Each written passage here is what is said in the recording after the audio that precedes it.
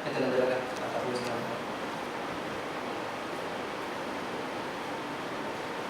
Good morning, brothers and sisters. Today is Easter Sunday, the completion of the Paschal mystery, or the Passion, Death, and the Resurrection of Jesus. Today, Jesus' passion and death was brought into conclusion with his resurrection. The resurrection is our hope for salvation. Now I have here with me a grass. It is the resurrection of Jesus, and maybe you're wondering why I have with me a grass. Brothers and sisters, when a grass dies, it regrows.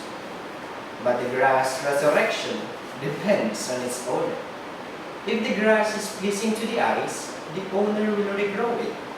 But if it becomes a pest, the owner will not. The owner gives the grass hope to be regrown, but it will be regrown depending on its work or performance. This situation is the same for us. Allow me to share with you why we need to believe in the resurrection as our hope for salvation. Let me start with a question. Why do we need to believe in salvation? Simple. We want to be forgiven from our sins and be with God in heaven. Who does not want to be forgiven? As we observe in our families, we teach our kids to ask for forgiveness if they have done wrong things. How much more for us, adults? In the first reading, Acts 10:43, it says, "To him all the prophets bear witness that everyone who believes in him will receive forgiveness of sins through his name." In this verse, we can see that God will forgive us if we believe in his Son, Jesus. Now allow me to share with you my experience of salvation. At the end of second year theology, I was on the brink of being kicked out from the seminary because I was disobedient or sinful. Fortunately, there is this one priest who believed and hoped that I can change, so he stood for me, and luckily, I was given a chance to prove myself that I am worthy to continue my vocation. And I did prove that I am worthy because I want to be forgiven. I want to be saved. However, there is a second reason why we need to believe. Jesus' passion, death, and resurrection became the testament for our doubts. In the Gospel of John 20:9, it says, "For they did not yet understand the scripture that he had to rise from the dead." In this particular verse, it implies that Jesus had to rise. Why? Because people need proof or testament that there is life after death. Well, there is no one who can tell what heaven or hell really is. But have you heard from the news or newspapers of people that is declared clinically dead and yet they revive? Some claim that they have seen God or Jesus or a blinding light.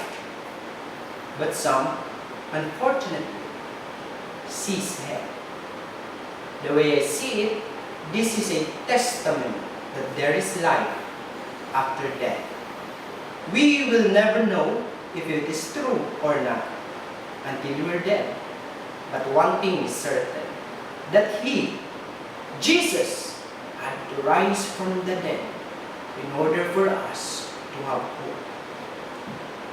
Finally, salvation is for all, but not everyone can be saved. In the second reading, in the letter of Paul to the Colossians 3, verses 2 to 4, think of what is above, not what is on earth, for you have died, and your life is hidden with Christ in God. When Christ your life appears, then you too will appear with him in glory. Brothers and sisters, think of what is above, not what is here on earth. You know that Filipino proverb, hindi mo mababaon sa langit ang mga material mong bagay. We know this, and yet we choose to engross more in the life of accumulating material things because that makes us happy. Am I right? Moreover, I want to emphasize on prayer. Brothers and sisters, why do we teach our kids to pray? Think about it. Why? Is it difficult? Let me answer you. It is because we think of what is above. And yet, as we grow up, we forget prayer and what is in heaven and engross our lives on earthly things. Brothers and sisters, we should rediscover the value of prayer in our lives. Now, let us review why we need to believe in the resurrection as our hope for our salvation. First, we want to be forgiven from our sins and be with God in heaven. Second, Jesus' passion, death, and resurrection became proof that there is life after death. And third, salvation gives us hope, but it is up to us if we are worthy to be saved. Maybe you are thinking, how do we apply this in our lives? Let me answer you. It is simple. Generally, live well as persons. Particularly, follow Jesus. Be God-fearing. Always help your neighbors, especially the poor. Practice corporal works of mercy. Try to be holy and live pious life. Receive the sacraments, and etc. Brothers and sisters, it is easy to be saved. It is only us who thinks that it is hard. As the theme song of Ang Probinsyano, sung by Gary V, entitled, "Huwag Ka Nang Umiyak," goes, kung wala ka nang naintindihan, kung wala ka nang kakapitan, kumapit ka sa akin, kumapit ka sa akin, hindi kita bibitawan.